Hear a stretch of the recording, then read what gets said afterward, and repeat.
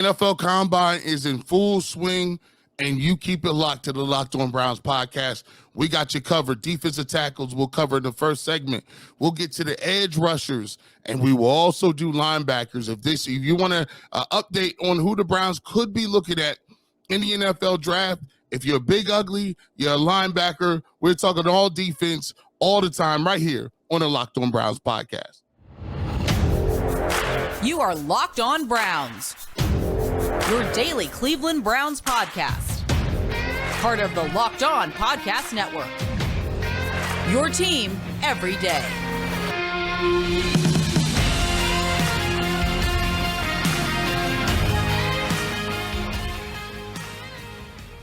Welcome back, my friends, to the show that never ends, your daily delivery of all things dog pound. LGB on the LOB, the Locked On Browns podcast, brought to you by the Locked On Podcast Network, your team every day. Your host, Jeff Lloyd, at Jeff_LJ_Lloyd. Also, of course, the ultimate Cleveland sports show panelist, 92.3 The Fan, on-air personality, barbershop host every Saturday morning on 92.3 The Fan. Certainly numerous other appearances and series where you can catch Mr. Garrett Bush. And to do all that, make sure you're following at GBush91. We appreciate all of you who make Locked On Browns your first listen every single day, whether it is on your favorite podcast platform, always available, always for free. And of course, here on YouTube, make sure you're subscribed, notifications on, throw some likes on those episodes. For those of you who are newer now to Locked On Browns, draft coverage is kind of what built this podcast many years ago. And as you'll learn more from me, it's one of the absolute processes of the year I love. I am a huge sports nut, but the NFL draft and its process, by far one of the top highlights of me every calendar year. Of course, you got Roku. Go ahead, search Locked On Cleveland Sports. You'll find us here. Locked On Browns, of course, Guardians coverage, Cavaliers coverage, and you'll get your five episodes per week. Ultimate Cleveland Sports Show live, YouTube, Mondays through Fridays, 11 to 1. If you are a follower of the draft process and a follower of the Cleveland Browns, the NFL kind of did you a big favor the way the combine kicked off yesterday as far as workouts. You got to see two of the Browns' biggest positional needs yesterday in action. You got to see the big fellas. You got to see the edge rushers. We're going to talk about the linebacker class in segment 3 today. The linebacker class, it's not really so much that there's a problem with it, but we'll go into more detail on that later. And the way I'm kind of just, targeting this and, observations from yesterday about what's available is, you kind of figure out, where your team's first crack is. And for the Browns, it's pick 42. With the defensive tackle group, Jalen Carter, look, it's just not going to happen. There's just no way in the world it's going to happen. So basically kind of just take him right off the board as well, off the board. Brian Breesy from Clemson, he will be most likely the second defensive tackle off the board. Again, we're talking about a guy who's going to be a top 20 player, not somebody Cleveland Browns are going to have a reach for. I know a popular name was the kid from Baylor, Iki Salika. And the problem is Iki Salika tested like a day 3 athlete yesterday. Did a great job getting his weight down. This was rumored this guy who played in the 350s down to low 330s. So kudos to him on that. But the question is, was he ever really athletic? Which the tape doesn't really show, kind of a brooding, brawling guy. But the other thing is, did you lose too much too fast that you went into the combine and basically, you were winded, you were beat, you just weren't your best representation of yourself. Now we do have some guys, obviously, now that we can talk about who maybe would be, the crystal ball in the picture, at least for 42. Kalijah Cansey from Pitt. Look, first things first, kudos to the kid, 6'1", north of 280. So actually was a little bit bigger than anticipated. So, that bodes well for him. Ran a great 40, showed excellent athleticism. For Jim Schwartz's defense, I'm not sure an undersized defensive tackle is going to be, what he's going to want to run to the table with. And we know the Browns' history to this point: 6'4", 300, 6'2", 300, 6'4", 290. These are the sizes of the defensive tackles that the Browns have drafted to this point, with the Andrew Berry regime calling the shots. So he doesn't fit many of those requirements. Mazie Smith, Michigan, not working out, did pound out his bench preps, 225, 34, led the defensive line group. So any question, yeah, he's a big old strong man. There's no question about that. There is a little bit of the issue of the off-field. Mazie Smith did have the incident, obviously, so there is a little bit of that hanging over his head. Gervon Dexter from Florida tested fantastic, 6'6", 310. And 310, it looked like there's room to put bulk on that body. Looked like maybe he was, trimmed up right to put together a fantastic workout.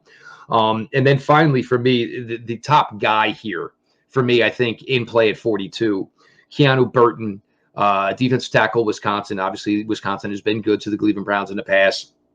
He worked out very well, ran well, lifted well, high school wrestling pedigree. So these, if you're looking to start the Browns draft class off for 2023 at the defensive tackle position, these last couple of names I gave you here are the ones that are probably going to be in that spot. And Garrett, look, we all know how dire it is, and obviously certainly going to have to, you're going to have to shake some trees, get somebody in here through free agency, because you can't put it all on a second-round rookie. But it's going to be vital that room basically just does a complete 180 from the last couple of seasons. Yeah. There's another guy I was kind of looking at. Zach Harrison sat out drills on Thursday after tweaking his hamstring. I think that could affect him a little bit. He was already, to me, a second or third round guy. He's 6'5", 274. Has a really crazy wingspan, 85 and a half. He was all world coming out of high school, and he was just a little inconsistent. Didn't really show too much of any pass rush ability in the beginning. He came on down the line, and he ended up with 7-8 sacks. I think he's a guy that you could possibly end up seeing. And one guy I don't think, like you said, will be here is I thought Brian Breesy was a guy who that might slip to the second round, but when he showed up to the combine, almost an inch and a half taller, and he was a little heavier, and he ran in the 4.8 range. It was over for that. So he was heavier by 13 pounds. He was just bigger, faster, more athletic than what we were anticipating. And sometimes that happens like that, Jeff. Sometimes you come in and a guy you thought was a little bit bigger is smaller, thought a little bit was faster or slower. But in this case, he came in and was a little bit bigger and stronger and faster than we thought. So I don't think he'll be there either. You said it earlier. It's more of a, this draft, it has more edge rushers than it does defensive tackles. I wouldn't be surprised if the Cleveland Browns go with best available on the board. And that's between the three positions, from defensive tackle, edge rusher, as well as linebacker, because there's not that many linebackers in the mix either. I think the Browns may go with best available just because of the limited resources and the limited bodies there are, the linebacker, as well as high-end defensive tackles. Edge rusher might be something you can get off, but I think the Browns will look to do that. And looking at some of the different names that you spoke on, I think his name was Clancy for Pitt. He's 281. Yes. He's more of a Larry Ogunjobi body type. Mm-hmm. And obviously that's something that you would have depending on what you want to do. But if we want to stop the run and you already got JOK behind you, who is a little on the light side, I think the Browns would look to bring some more beef in terms of weighing a little bit more and stopping the run up front. Yeah, for the Browns, he'd be like a luxury pick for somebody that you could maybe start rotating in nickel and dime situations. Mm-hmm. For what has been the issue for the Cleveland Browns, certainly in 2022, it was you can't do it. So guess what? We're running right between the guards. We're running at you defensive tackles. And now all of a sudden you got linebackers selling out, overextending, just doing anything they can to blow up a play in the backfield to try to get teams back to, passing scenarios. And I agree. Yeah, defensive tackle, it's not truly the wish list the Browns would be hoping for in this scenario. And look, again, some of this is on them. The fact that Jordan Elliott, Tommy Togiai, Perion Winfrey, I think, showed signs towards the end of last year. And Perion Winfrey, the opportunity is there for Perion Winfrey, because I think Jim Schwartz is ideal is absolutely ideal for a player like Perrion Winfrey. If Perrion Winfrey can come into the beginning of this season where his mind and his play, everything is basically operating as one, he walks in there this season with the same way he walked out of last season. I think the opportunity for Perrion Winfrey to improve greatly is there under a guy like Jim Schwartz. We're going to switch it over here. We're going to go a little bit to the edge. And these guys, there's not enough superlatives. There really, really isn't. And if you're looking, and we'll get to it, if you're looking for what the Browns usually like at that position, you can find it. If you're looking for a little bit different and something that matches up a little bit more with the wide nine, that's there too. Jeff Lloyd, Garrett Bush, your latest Locked On Browns. Looking for a delicious treat, but don't want all the fat and calories? Then guys, gals, you got to try Built Bar. We just got through the holidays, and before you know it, bathing suit season will be here. So if you're like me, and you want to eat healthy, but you don't want to compromise taste, then man, have I got just the thing for you. You got to try Built. With Built, healthy is actually tasty. Seriously, they're so delicious. You won't think they are good for you, and they are perfect for your New Year's resolution. What makes Built Bars so good? Well, for starters, they are all covered in 1% real chocolate. Again, yes, I said it, real chocolate. They come in unbelievable flavors like churro, peanut butter brownie, and coconut almond. And best of all, now you don't need to wait around to get a box. For years, we've been talking about Built and ordering your bars at Built.com. Now you can get them at your local Walmart or Sam's Club. That's right. Head to your nearest Walmart today. Walk to the pharmacy section. Grab yourself a box of Built Bars. You can pick up a 4-bar box of cookies and cream, double chocolate, or coconut puffs. If you're close to Sam's Club, run in and grab a 13-bar box with the hit flavors brownie batter and churro. And guys and gals, you can thank me later. Welcome back to the Locked On Browns podcast. G. Bush, Jeff Lloyd. We want to thank you for making the Locked On Browns your first listen of each and every day. Talking a little bit about the combine. We got to the defensive tackles. Let's get to edge rushers. And some of these guys, man, I mean, it's just going to show you how, athletes are being able to permeate, just all over the board. Now, when I'm coming in college, if you ran a 4.8 and you was a defensive end, man, you was moving, man. Don't say nothing about no 4.7, bro. If you was that was like you can break 5, dude. Like people were talking about, you can break 5. They're like, oh man, this dude moving out here. You got guys, and I think you look at it, there's a couple of guys that just really jump off the page. Obviously, the big name is Nolan Smith. This dude is oh my goodness. He put up some spectacular numbers. He ran a 4.39. That's crazy. Like, think about that. He's faster than some of your receivers. 41.5-inch vertical. He tested like a top 20 wide receiver in the draft. He plays the end. If that was a receiver, we'd be screaming over this guy. 10.8 broad jump. This guy is crazy. 4.39. He is coming off of and by the way, look at those freaks. Those freaks at Georgia. Like, think about it. They had the number 1 overall pick last year, right? At defensive tackle, right?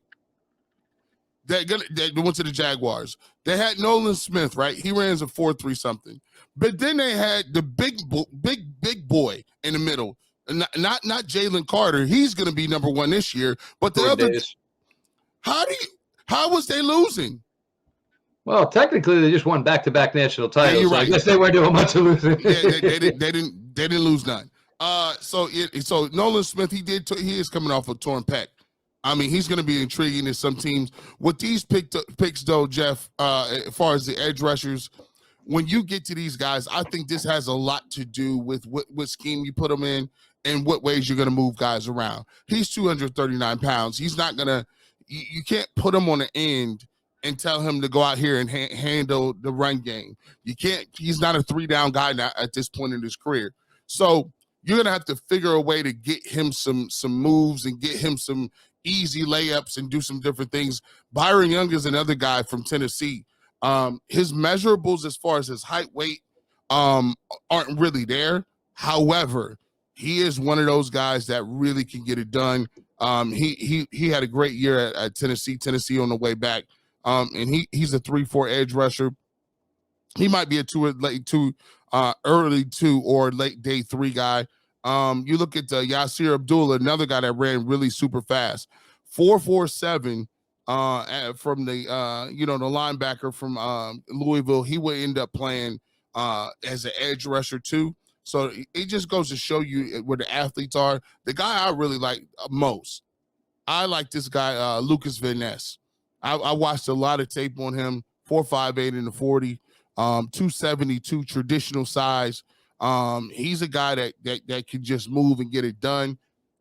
Really strong, plays the run well, plays at Iowa. He's a tough kid. So he's going to be a guy that's going to be a top 20 pick, Lucas Van Ness out of Iowa. Who stood out to you, Jeff? It's actually funny. Lucas Van Ness, he is working out, the defensive line coach he's working out with for all this preparatory stuff. Isaiah Thomas, current Cleveland Brown, worked with him last year. And I actually had, Coach Ed on last year talking about Isaiah Thomas. And first thing I said to him was how does Iowa have these guys? And he's like, bro, you ever been to Iowa? Ain't much else to do, man. I mean, there ain't much else to do in Iowa, dude. So, if you're an athlete, you're probably going to be in tip-top shape.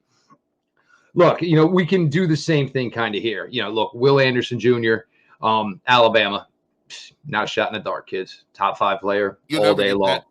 Nope. Miles Murphy, Clemson, same thing. Top 10 player, ain't got a sniff out of him. Tyreek Wilson, Texas Tech, going to be a top 15, top 20 player. Lucan Van Ness, his days of even round 2 talk way, way behind. Yeah, those done. And here's the craziest part for Lucas Van Ness. Did not start one single game for the Iowa Hawkeyes. So maybe Iowa, if you want to climb up the standings in the Big Ten, maybe stop being so biased to the juniors and seniors that have been around and give the best players the best opportunity to actually play the game. You think? But guys, obviously now look, Nolan, first Nolan Smith, look, top overall recruit in 2019. You get to the combine, you were once the top overall recruit in college football. Obviously, there was a name already there. There was a reputation already there. And Nolan Smith missed time. I'm going to go and I'll do the jumps. I did, 41-inch vertical, 10-8 broad. Yeah, I'll run 4.3 freaking 9. And you saw they were filming it in the Georgia locker room.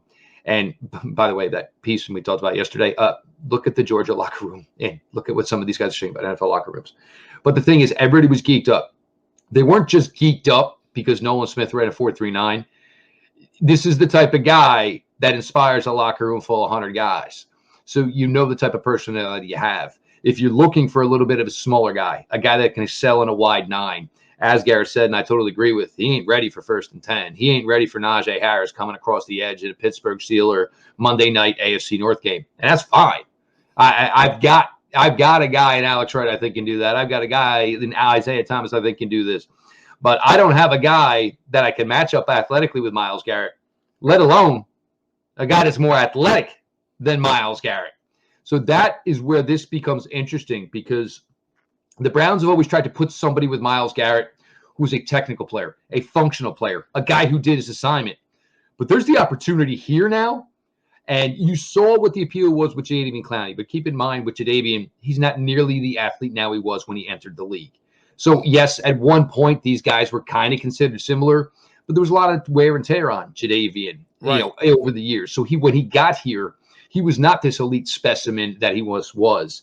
But this is where you can kind of get a little crazy with it if you're Jim Schwartz. You can put a guy who runs a 4.39 in Nolan Smith in the same pass rushing unit as Myles Garrett. Yeah, you can also take, there's more. Byron Young, look, love Byron Young, Tennessee. Love the story behind Byron Young. Here's a guy busted his ass, had nothing, no opportunities, fought, got his way into a military school, got his way into Tennessee. Problem is when we kick this draft off in April, Byron Young's going to be 25 years old. The Browns will touch it. I don't even know if the Browns would touch him on day 3 as athletic as he is. They don't. Age is huge. He's 25. He will be 25 when the draft kicks off, yes. Now here's the thing. Even if he's not, if he goes in the first round, he's not going to be past his rookie deal until he's 30. Which is, there's no guarantee you're ever getting to a second contract with anybody. So if you really thought, hey, this kid from 25 to 29, I'm going to get the best 5 years out of this guy. Right. It's okay to make that decision. It truly is. Not a lot of front offices feel that way, though. They don't. It's just the way it goes. Isaiah Foskey out of Notre Dame. 6'5", 260. This is more traditional of what the Browns have done at the edge. Ran in the 4.6s. Looked really, really sharp. Long, hard special teams pedigree. He was a guy at Notre Dame that said, I'll stay on the field whenever you want me to. You don't have to take me off. If that means play specials, I'll play specials. I like guys like that. Guys who put team first. B.J. Ojulari, his brother Aziz, drafted 2 years ago to the New York Giants. Didn't run yesterday. We'll see what happens when he does run at LSU, but he's another guy that would go more to a Jim Schwartz type D-end. This is a guy that can play the wide 9 as well. The kid from Kansas State didn't do much working out yesterday. Felix and Aduke Izuma. This guy, he's kind of right in the middle at like 6'4", 250.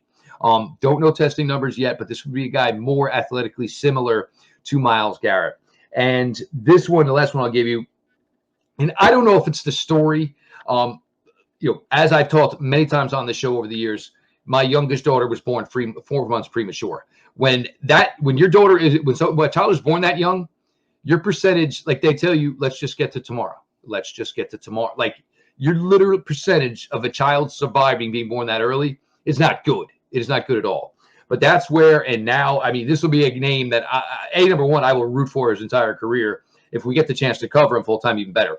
Derek Hall out of Auburn, 6'3", 255, born 4 months premature. So, Garrett, when I say this, we're talking about a child that was probably born about 1.5 pounds. He is now 6'3", 255 pounds, ran in the 4.5s. Penn State has a ridiculously good left tackle. He opted to stay in school for this year. This guy had his number last year. Derek Hall is a very, very quick player. Great twitch. This would be a great, great pairing in the wide 9, can play some base. And the thing about a guy like Derek Hall is he's got a motor. If the play is behind him and it's going towards the secondary, he's not a D lineman that just stops and says, well, my job is over. He will track down. He will chase down. He is an effort guy. So there are guys here. And I think 42, conceivably, you might get better bang for your buck if the Browns can get the interior at least somewhat situated through free agency. But whether it is players like Nolan Smith, and I'm not going to say he's out of the mix, under 240, playing on the outside in the NFL, it's a risky proposition. And if you physically saw Nolan Smith, I don't know where I'm putting any more weight on him because the dude was yoked up. So between he, Foskey, Ojulari, and of course, Derek Hall, these are guys that can give the Browns major bang for their buck at the defensive end position, allowing for Alex Wright to improve, allowing for Isaiah Thomas to improve. You have Myles, and all of a sudden, you can see by midseason, the Browns have one of the better edge rooms in the entire NFL. You get progression from those two. You stack this roster right where you can go edge rusher at 42. Man, it really, really makes for some great, great opportunity for Jim Schwartz here in year one. The linebacker class, we're going to talk about it here in a second, and it's weird. I don't know if it's a college football thing. I don't know if this is something that's going to continue as the years go on, but there is a problem with the linebacker class. We'll get to that here. Jeff Lloyd, Garrett Bush, your latest Locked On Browns, and we appreciate everybody who makes us your first listen every single day on your favorite podcast platform, here on YouTube, and of course on Roku. Jeff, we talk about it all the time, man. Make sure that you check us out on YouTube. We are moving a little bit more over there. I see we're starting to get those subscribers up, and I just got a notification that we have gone over 500,000 views, 500,000 views.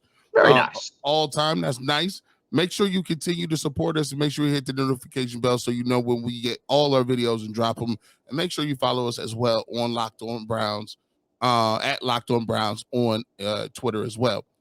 Now, Jeff, the linebacker position in the league, I think, is in flux a little bit. There's not that many name brand recognition linebackers in the game, and I think one of the reasons that we look at it now that linebackers aren't as prevalent is because we're playing positionless football. Case in point, small ball lineups in the NBA. Trotting, bringing, putting a small forward at a center position, putting it, trickling everything down. So now you have athletes and you have guys that can shoot all around the perimeter. Well, it's the same thing with football. Now you look at the way the Browns drafted JOK, who was like more of a hybrid type guy.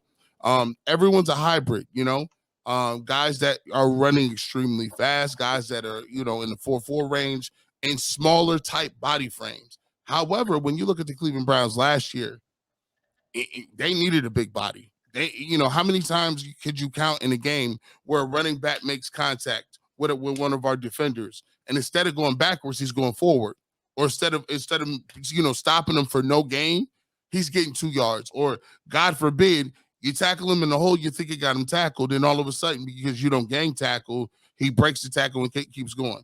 So all of those things are a product of having I would say, a smaller line up front. It's great when you can get to people. It's great when you can use your speed to match up in the run game, or excuse me, in the pass game. But what are you going to do in the run game? Just like the edge players, these guys were moving kind of fast. This Trenton Simpson guy, he's a linebacker from Clemson, 235 pounds. And listen, he ran a 4.43. Which was just basically 0.3 of a second behind the leader going into the clubhouse as far as the fastest linebacker.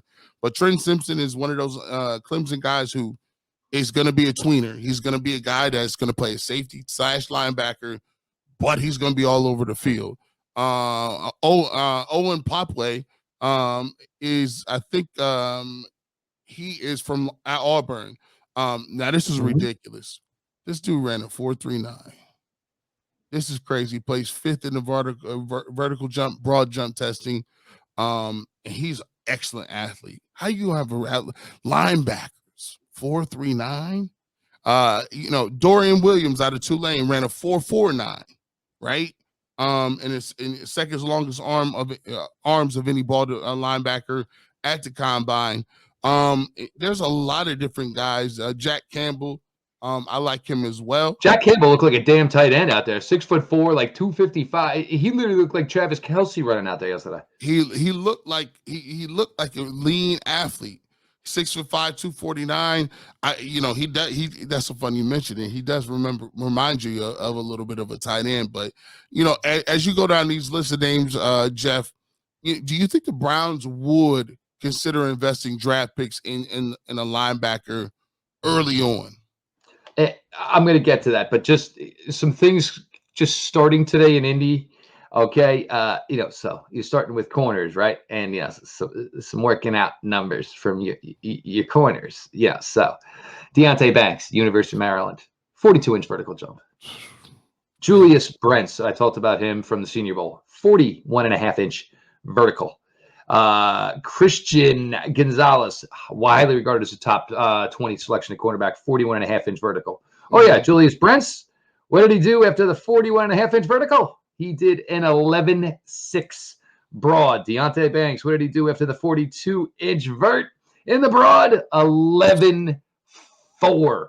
So Crazy. When you hear people who are very, very excited about this cornerback class, this is part of the reason why. And you heard Coach Stefanski speak yesterday about Greg Newsome. These things have a tendency of taking care of themselves. It's not a seller's market for corner. Why am I going to trade for a guy when I can just reset the clock with any one of these guys in this cornerback class who's really good? So, guys, everybody, y'all trying to move Greg Newsome and think you're going to get a high pick. It's not a knock on Greg Newsome. It's why do I got to trade for him? I can get him, and I have his control for 5 years. Now, the issue with the linebacker class, and I don't mean this like it's truly an issue, there is just not a lot of them, Garrett. The guys who worked out yesterday, they were good. They were solid. But the linebacker group yesterday was 50% edge rushers, 50% traditional linebackers. And keep in mind, even with just a couple of guys you talked about, we are not positive that they are essentially truly linebackers. Trenton Simpson, you're going to go with a Roquan Smith type of comparison. Athletically, the way he played, commanded the Clemson defense. And I talked about this yesterday. Clemson itself was not the successful program that we're going accustomed to. But that doesn't mean there still ain't rollover there of talent. And you see it with 2 defensive linemen and obviously with him. Henry Tuatoa, who was highly regarded out of Alabama, might have been the worst looking linebacker out there yesterday. Maybe came in with one of the biggest names from Alabama. Athletically, just didn't get it done. Drew Sanders. Now, Drew Sanders out of Arkansas, 6'5", somewhere high 230s. I was talking with some friends like last night. What do you do with this guy? And what we came up with ideally is he's Sione Takitaki, but on steroids. He's a guy that can play the Sam linebacker for you. He's a guy you can play on the edge, so you can get more bang for your buck if you're interested. And the Browns could be in a player like that who can play multifaceted things, do things for you. A guy like Drew Sanders has some appeal. Noah Sewell, everybody knows him as, obviously, his brother. It wasn't there, man. It just, I don't know if Big Bro got all, the good genes, or remember Danny DeVito and Arnold Schwarzenegger and twins. Oh, he got all the good stuff. You're kind of all the crap that was left over. It just wasn't a good day for Noah Sewell yesterday. You mentioned, obviously, the kid from, Auburn, good on tape. There is Pace, obviously, Pace from Cincinnati, solid player, made a ton of production at his time there. Jack Campbell, it just blows you away. It just literally blows you away that this guy can do what he can do. Ideally, in the day, he probably would have been a 3-4 inside linebacker, the Leighton Vander Esch type of comps. Right. But 6'4", that type of athleticism, production, all good. And I'm going to give you one more name here at the linebacker position. And he really Dorian Williams, I totally with you. Tulane, as much as Tulane, that program turned around this year. Big-time bowl win. And everybody talked about Tyjae Spears on the offensive side of the ball. I told you, I have someone who plays at Tulane that I know very well right now. And he said, Dorian Williams, everything everybody wants to say about Tyjae Spears on the offensive side of the ball, Dorian Williams was just as important on the defensive side of the ball. A guy that basically said, this program can be legit, and you ain't going to slack on my watch. It's just not going to work that way. One last name for me, Shaka Hayward. Obviously, we all know the name, guys. Cousin, certainly two cousins with the Pittsburgh Steelers. He's a Duke player, ran the 4.5s, killed the drills. But this is where it's going to get interesting because there are not a lot of linebackers. And I don't think anybody's going to overdraft. You're not going to overdraft a linebacker because ideally you're looking to take him off the field. And this is another conversation for another day. Is linebacker maybe something that's going to be more and more difficult to get into the NFL because it's being taken away in college football? Yeah. So that's where it does get difficult. There are good linebackers in this class. And, that was my one takeaway from when these linebackers worked yesterday. They were a good group. They really, really were. There's just not a lot of them. And for the Browns, with as many free agent linebackers as you have, it's going to be interesting how this works out. So don't get totally upset if you start to hear, the Browns are keeping a Reggie Ragland. Yes, Jacob Phillips is getting another year. JOK, Tony Fields. So, and maybe it's only Anthony Walker. This might be a situation where the Browns don't want to write the check in free agency, and it's just not that available for them in the draft because it is just not. It's a good group. Again, good group. Not necessarily a deep group, G. And you got to play every draft. It's like, everybody says play poker. Yeah, well, there's 57 different versions of poker. Right. Guess what? The NFL drafts, same type of thing. But every year, it's a different hand of poker, and you got to play basically what you're dealt and play what's available to you. And Andrew Berry, obviously, to his credit, has shown he can do that. But sometimes you got to get a little more creative because the draft is not always going to be able to give you what you need. Yeah, it's one of them things they can't do it. You got to develop a little bit too.